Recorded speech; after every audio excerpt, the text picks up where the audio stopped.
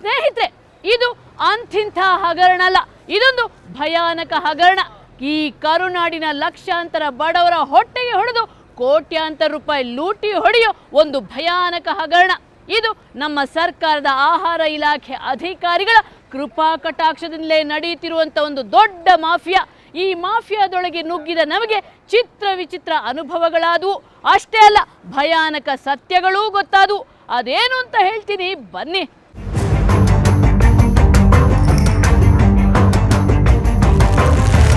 ಏನು ಮಾಡ್ರಿ ನಾವು ಗರೀಬ್ ಮಂದಿ ರಾಶನ್ ಕೊಡ್ಲಾಕ ಟೈಮಿಗೆ ಕೊಡೋರು, ಟೈಮಿಗೆ ನಮಗೆ ಕೊಡುವುದು ಇಲ್ಲ. ನೋಡ್ರಿ 1 ತಿಂಗಳಂದ್ರೆ 2 ತಿಂಗಳು ಭೀ ಕೊಡ್ಬೋದು ಅಂತೇಳಿ ಹೆಂಗೆ ಅದಂತಲ್ರಿ. ಒಂದು ಕೆಪಿ ಸಕ್ಕರೆ ಕೊಡ್ತಾರೆ, ಒಂದು ಕೆಪಿ ಕೊಡೋರು ಇಲ್ಲ ಅಂತಾರೆ. ನಾವು ಕೊಟ್ಟಿಂದ ತರಬೇಕಾಗ್ತದೆ, ಜಗಳ ಆಳಾಗಿ ಬರ್ತದೆ ಏನು.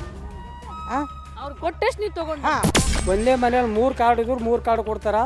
ಮತ್ತು ಬೇರೆಯವ್ರು ಅವ್ರಿಗೆ ಅಪೋಸ್ ಇದ್ದವ್ರ ಕಾರ್ಡ್ ಅವರೇ ಕಟ್ ಮಾಡಿಸ್ತಾರೆ. ನಾವು ತಹಶೀಲ್ದಾರ್ ಹತ್ತಿರ 2-3 ಸಲ ಹೋಗ್ಬಿಟ್ಟೇವಿ. ರಾಜ್ಯದಲ್ಲಿ ಪಡಿತರ ವ್ಯವಸ್ಥೆ ಅವ್ಯವಸ್ಥೆಯ ಆಗರ ಆಗಿದೆ. ಹಾಗಾಗಿಯೇ ಈಗಲೂ ನಮ್ಮ ರಾಜ್ಯದ ಲಕ್ಷಾಂತರ ಕುಟುಂಬಗಳು ಹಸಿವಿನಿಂದ ನರಳುತ್ತಿವೆ, ಬಳಲುತ್ತಿವೆ.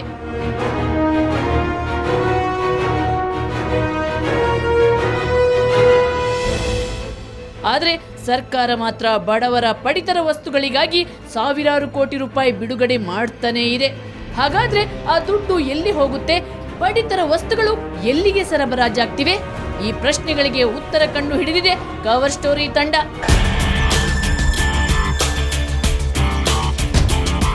ಬೋಗಸ್ ಕಾರ್ಡ್ ದರ್ಬಾರ್. ಸರ್ಕಾರದ ಆಹಾರ ಇಲಾಖೆಯಲ್ಲಿ ಕೋಟಿ ಕೋಟಿ ಹಣ ನುಂಗ್ತಿರೋದು ಯಾರು ಗೊತ್ತಾ? ನ್ಯಾಯಬೆಲೆ ಅಂಗಡಿ ಮಾಲೀಕರು ಮತ್ತು ಆಹಾರ ಅಧಿಕಾರಿಗಳು. ಇದು ನಮಗೆ ಇಲಾಖೆಗೆ ಗೊತ್ತಿಲ್ಲ ಅಂತಲ್ಲ, ಗೊತ್ತಿದ್ದು ಮಾಡ್ತಾ ಇರ್ತಕ್ಕಂಥ ಕೆಲಸ. ಇದರಿಂದ ಏನಾಗ್ತಾ ಇದೆ ಅಂದರೆ ಬಡವರಿಗೆ ನಿಜವಾಗಿ ಸಿಗಬೇಕಾದ ಸವಲತ್ತುಗಳು ಎಲ್ಲೂ ಸಿಗ್ತಾ ಇಲ್ಲ. ಇದರ ಇನ್ವಾಲ್ವ್ಮೆಂಟ್ ಆಗಿರ್ತಕ್ಕಂಥದ್ದು ಮೊದಲನೇದಾಗಿ ರೇಷನ್ ಡಿಪೋ ಇರ್ತಕ್ಕಂಥವ್ರು, ಎರಡನೇದು ಅಧಿಕಾರಿಗಳು. ಈ ಅಧಿಕಾರಿಗಳು ಮಾಡ್ತಕ್ಕಂಥ ಈ ಕೆಲಸ ಈ ಒಂದು ಆಹಾರ ಇಲಾಖೆ ಯಾರು ಒಬ್ಬ ಸಚಿವರಾಗಿದ್ದಾರೆ ಅವರಿಗೆ ಇದು ಗೊತ್ತಿರಲ್ವಾ? ಅವ್ರಿಗೆ ಜ್ಞಾನ ಇಲ್ವಾ? ನಾವು ಇಷ್ಟೊಂದು ವಿಶ್ವಾಸದಿಂದ ಇವರ ಮೇಲೆ ಆರೋಪ ಮಾಡಲು ಕಾರಣ, ನಾವು ಪತ್ತೆ ಹಚ್ಚಿರೋ ಲಕ್ಷಾಂತರ ಬೋಗಸ್ ರೇಷನ್ ಕಾರ್ಡ್ಗಳು.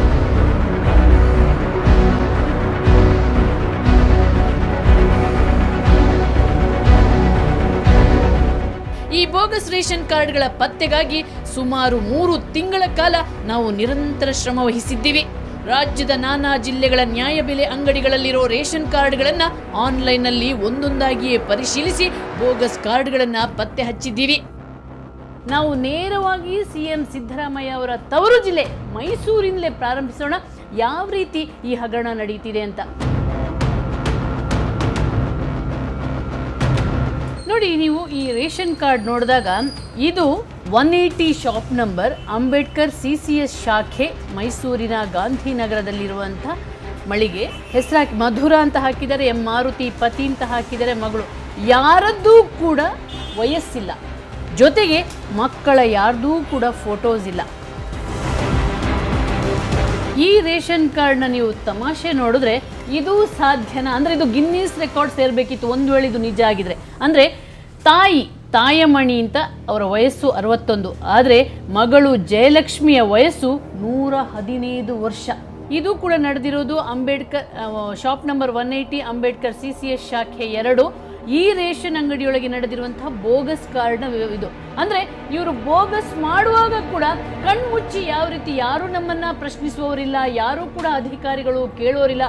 ಅಧಿಕಾರಿಗಳಿಗೆ ಮತ್ತು ಆಹಾರ ಇಲಾಖೆ ಇತರ ಅಧಿಕಾರಿಗಳು ಇಷ್ಟು ಅಂತ ಲಂಚ ಕೊಟ್ಟರೆ ಏನು ಬೇಕಾದರೂ ನಡೀಬಹುದು ಅನ್ನೋದಕ್ಕೆ ಇದು ಮೈಸೂರಿನ ಇಂಥ ಸಾಕಷ್ಟು ಉದಾಹರಣೆಗಳನ್ನು ನೀವು ನೋಡ್ಬೋದು. ಇಲ್ಲೊಂದು ರೇಷನ್ ಕಾರ್ಡ್ ಇದೆ, ಇದು ಶಾಪ್ ನಂಬರ್ 406 ಚಾಮುಂಡೇಶ್ವರಿ ಮಹಿಳಾ ವಿವಿಧೋದ್ದೇಶ ಸಹಕಾರ ಸಂಘದ್ದು, ಮೈಸೂರಿನಲ್ಲೇ KN ಪುರ ಮೈಸೂರಿನದ್ದು. ಇಲ್ಲಿ ಅಮಿದಾ ಬೇಗಂ ಅನ್ನುವಂಥವ್ರು 54 ವರ್ಷ, ಇವರು ಮನೆ ಯಜಮಾನರು. ಅವರ ಮಗಳು 33 ವರ್ಷ. ಓಕೆ, ವಯಸ್ಸು ಓಕೆ, ಆದರೆ ಫೋಟೋ ನೋಡಿ, ಯಾರ್ದೋ ಒಬ್ಬ ತಾತನ ಫೋಟೋ ಹಾಕಿ ಇಲ್ಲಿ ಈ ರೀತಿ ಬೋಗಸ್ ಕಾರ್ಡ್ಗಳನ್ನು ಮಾಡಿದ್ದಾರೆ. ಈಗ ದಾವಣಗೆರೆ ಜಿಲ್ಲೆಯಲ್ಲಿ ಯಾವ ರೀತಿ ಬೋಗಸ್ ಕಾರ್ಡ್ಗಳು ನಡೀತಿವೆ ಅನ್ನುವಂಥದ್ದನ್ನು ನೋಡೋಣ.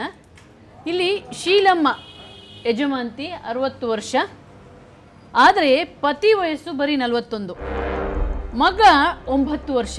ಇದು ಆಗಿರೋದು ಶಾಪ್ ನಂಬರ್ 72 ಜನತಾ ಪ್ರೈಮರಿ ಇದರಲ್ಲಿ ನ್ಯಾಯಬೆಲೆ ಅಂಗಡಿಯಲ್ಲಿ, ಚರ್ಚ್ ರೋಡ್, ದಾವಣಗೆರೆ. ಇದು ಒಂದು ಉದಾಹರಣೆ. ಇಂಥದ್ದು ಸಾಕಷ್ಟು ಉದಾಹರಣೆಗಳನ್ನು ನೀವು ನೋಡ್ಬೋದು. ಚಿಕ್ಕನಹಳ್ಳಿಯಲ್ಲಿ ಹುಸೇನ್ ಸಾಬ್ ಅನ್ನುವಂಥವ್ರು, ಅವರ ಮೀಸೆ ಎಲ್ಲ ಬಿಳಿ ಬಿಳಿ ಆಗಿದೆ, ತಾತನ್ ಥರ ಕಾಣ್ತಾರೆ. ಆದರೆ ಅವರಿಗೆ ಬರೀ 29 ವರ್ಷ ಅಂತೆ. ಅವರ ಪತ್ನಿ ವಯಸ್ಸು ಹಾತಿಮಾ 59 ವರ್ಷ.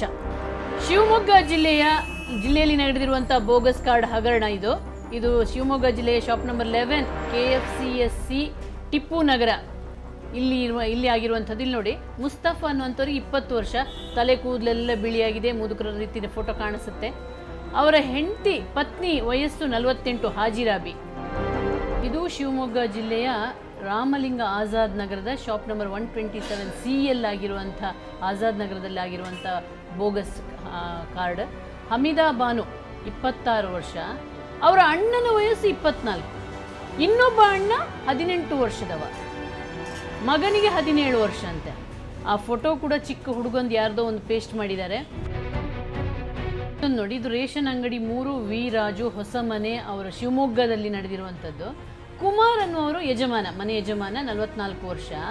ಆದರೆ ಅವರ ಪತ್ನಿಗೆ ಬರೀ 6 ವರ್ಷ, ರೂಪಾ. ಫೋಟೋ ಇಲ್ಲ. ಮಗಳಿಗೆ 8 ವರ್ಷ, ಮಗಳು ಒಂದು 11 ವರ್ಷ, ಇನ್ನೊಂದು ಮಗಳು 6 ವರ್ಷ. ಬಟ್ ಪತ್ನಿಗೆ ಬರೀ 6 ವರ್ಷ. ಹಾಗೆ ಒಬ್ಸರ್ವ್ ಮಾಡ್ತಾ ಹೋದಾಗೆ ಹೆಚ್ಚಿನವರಿಗೆ ಅವಳಿ ಮಕ್ಕಳಾಗಿದೆ.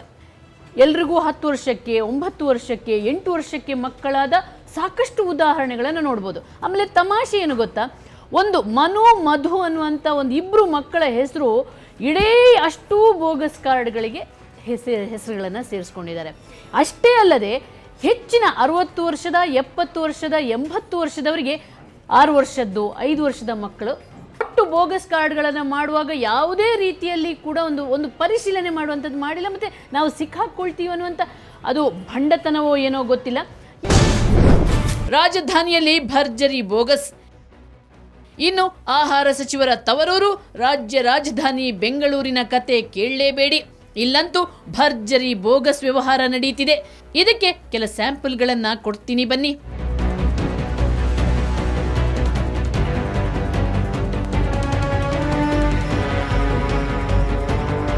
ಕೆಲ ಜಿಲ್ಲೆಗಳಲ್ಲಂತೂ ನಕಲಿ ಪಡಿತರ ಕಾರ್ಡ್ಗಳನ್ನು ತುಂಬಾ ಜಾಣ್ಮೆಯಿಂದ ಸುಲಭವಾಗಿ ಪತ್ತೆ ಹಚ್ಚಲು ಸಾಧ್ಯವಾಗದ ರೀತಿಯಲ್ಲಿ ಸೃಷ್ಟಿಸಿದ್ದಾರೆ. ಅದರಲ್ಲೂ ಫೋಟೋಗಳನ್ನ ಗುರುತು ಸಿಗದ ರೀತಿಯಲ್ಲಿ ತೆಗೆದ ಸಾವಿರಾರು ಉದಾಹರಣೆಗಳಿವೆ. 850 ನಕಲಿ ಕಾರ್ಡ್ ಪತ್ತೆ. ನಕಲಿ ಕಾರ್ಡ್ ಪತ್ತೆ ಮಾಡ್ತಾ ಹೋದಾಗ ನಮಗೆ ಹಗರಣದ ಅಗಾಧತೆಯ ಪರಿಚಯ ಆಯಿತು.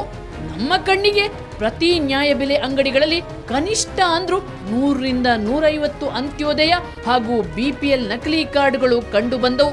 ಇನ್ನು ದಾವಣಗೆರೆಯ ಚರ್ಚ್ ರೋಡ್ನಲ್ಲಿರೋ ಜನತಾ ಪ್ರೈಮರಿ ನ್ಯಾಯಬೆಲೆ ಅಂಗಡಿ ನಂಬರ್ 72ರಲ್ಲಂತೂ 850ಕ್ಕೂ ಹೆಚ್ಚು ಬೋಗಸ್ ಕಾರ್ಡ್ಗಳು ಸಿಕ್ಕವು. ಒಂದು ನ್ಯಾಯಬೆಲೆ ಅಂಗಡಿಯಲ್ಲೇ ಇಷ್ಟೊಂದು ನಕಲಿ ಪಡಿತರ ಚೀಟಿ ಇದೆ ಅಂದ್ರೆ ಇನ್ನು ಇಡೀ ರಾಜ್ಯದಲ್ಲಿ ಎಷ್ಟಿರಬಹುದು ಅನ್ನೋದನ್ನ ಊಹಿಸಿದ್ರೇನೆ ಈ ಮಾಫಿಯಾದ ಭಯಾನಕತೆ ಅರ್ಥ ಆಗುತ್ತೆ.